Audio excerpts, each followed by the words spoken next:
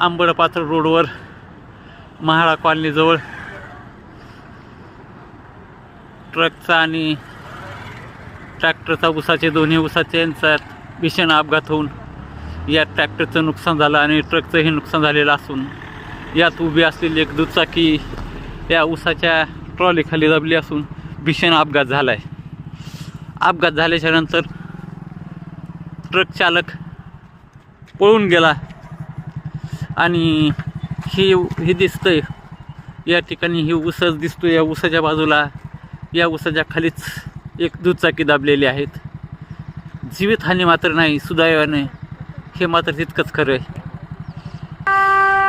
Truck क्रमांक MH04CU 7880 हा truck आहे.